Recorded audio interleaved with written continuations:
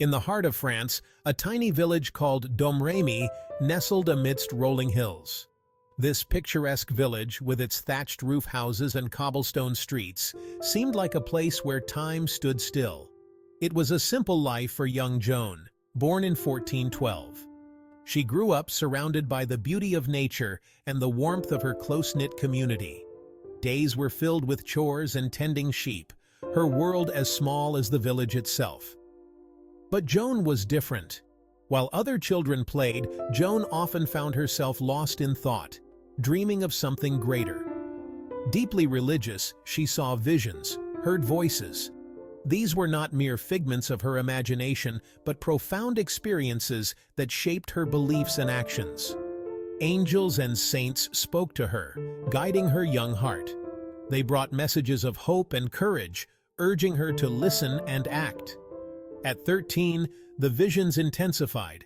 They became more frequent and vivid, leaving Joan both awed and determined. The voices became clear, urging her to fight for France. They spoke of her destiny, a path that seemed impossible for a mere peasant girl. The 100 Years' War raged, England threatening to crush the French spirit. The land was torn apart by conflict, and the people yearned for a savior. Joan knew what she had to do. Despite her humble beginnings, she felt a powerful call to action. She would answer the call, a simple peasant girl on an extraordinary mission. With unwavering faith and courage, Joan of Arc would rise to become a symbol of hope and resilience for her people. Imagine Joan, barely a woman, traveling to Chinon. Her purpose to meet the uncrowned King Charles VII. Skepticism met her at every turn, yet she pressed on, her faith unshakable. The voices had guided her here, to this pivotal moment. Joan revealed her divine mission to Charles, to lift the siege of Orléans and see him crowned King of France. Her conviction, her belief in her visions, swayed him. Charles, desperate for a miracle, agreed to let her lead the army.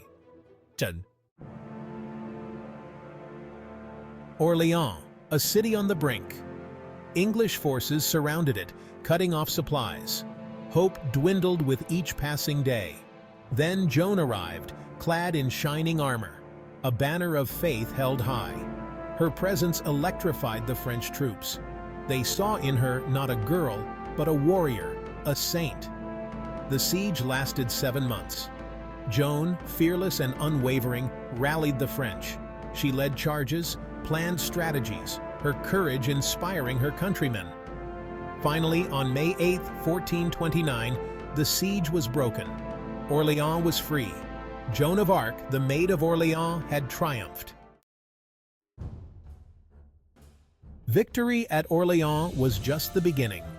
Joan's mission remained to see Charles VII crowned King of France. The traditional coronation site, Reims, lay deep in enemy territory. Yet, Joan pressed on, leading the French army on a daring campaign. One by one, towns and cities fell to the French. The English, once invincible, faltered against Joan's unwavering faith and strategic brilliance. Finally, on July 17, 1429, Charles VII was crowned King of France in Reims Cathedral. Joan, standing by his side, had fulfilled her divine mission. Section 5. Whispers of Fear and Betrayal. Success breeds envy, and whispers of fear followed Joan's victories. Some saw her as a witch, her powers deemed unholy. Others, threatened by her influence, plotted against her. Betrayal lurked in the shadows, waiting for the right moment to strike. During the siege of Compiègne, Joan was captured. Her own countrymen, the Burgundians allied with England, took her prisoner. They saw her value, not as a hero, but as a bargaining chip in their political games. Joan, the savior of France, became a pawn in their treacherous hands. Section 6. The Trial of Joan. The trial was a farce from the beginning. Accused of heresy and witchcraft, Joan faced her accusers with courage and dignity. They twisted her words, using her faith against her. They sought to break her spirit, to force her to deny her visions and denounce her divine mission. Yet, Joan remained steadfast. She defended her actions, her belief in her voices unwavering. She spoke of God's love for France, her words echoing in the silent courtroom. But her words fell on deaf ears. The court, biased and corrupt, had already decided her fate. Section 7. Condemned by fire. On May 30th, 1431, Joan of Arc, a young peasant girl who had risen to become a military leader, was condemned as a heretic by the English and their allies. In the old marketplace of Rouen, a pyre awaited her, a grim symbol of the fate that awaited those who defied the powerful. Bound to the stake, she faced the flames with the same courage she had shown on the battlefield, her eyes reflecting a steadfast resolve and unyielding faith. Her last word, a cry of Jesus, echoed through the square, a poignant reminder of her deep devotion and the faith that had guided her every step. Joan of Arc, the Maid of Orléans, savior of France, died at the age of 19, leaving behind a legacy that would inspire generations to come. Her body, consumed by fire, became ashes scattered in the Seine River, a river that would carry her memory through the heart of France. But her spirit, her unwavering faith and courage, lived on, forever etched in the heart of France, a beacon of hope and resilience for a nation that would rise from the ashes of its struggles. Section 8. Sainthood and Remembrance. Joan's death did not bring victory to England. It fueled the French resistance, her memory becoming a rallying cry. Years later, Charles VII, the king she helped crown, cleared her name. The verdict of heresy was overturned, her innocence proclaimed. Centuries passed. Joan's story, passed down through generations, became legend. She was seen as a symbol of French resilience, a testament to the power of faith and courage. In 1920, she was canonized by the Catholic Church, Saint Joan of Arc, forever enshrined as a symbol of hope and liberation. Section 9. Joan's enduring legacy, more than a myth. Joan of Arc's story continues to resonate today.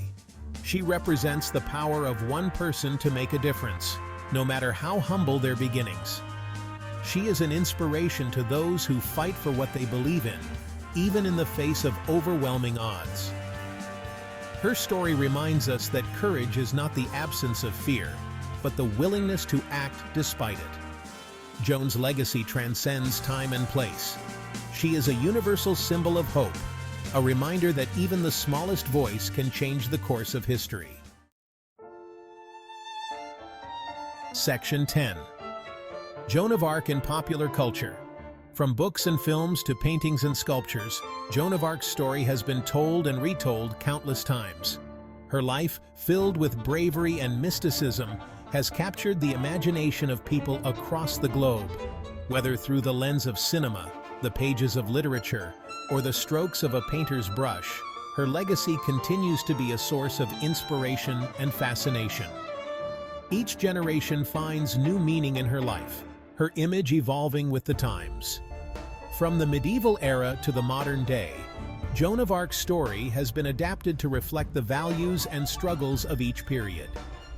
Her transformation in popular culture mirrors the changing perspectives and ideals of society. She has been portrayed as a warrior, a saint, a feminist icon, and a symbol of national pride. As a warrior, she embodies the spirit of resistance and courage. As a saint, she represents faith and divine inspiration. As a feminist icon, she stands for gender equality and the fight against oppression. As a national symbol, she unites people with a sense of shared history and identity. Her story continues to inspire artists and writers, reminding us of the power of human spirit and the enduring legacy of courage and conviction. The countless creative works inspired by her life serve as a testament to her lasting impact. From epic novels to intricate paintings, Joan of Arc's influence can be seen in various forms of artistic expression. Joan of Arc, The Maid of Orléans remains a timeless icon, her story as relevant today as it was centuries ago. Her journey from a humble peasant girl to a revered figure of history continues to resonate with people of all ages. Her legacy is a powerful reminder of the impact one individual can have on the world, transcending time and culture.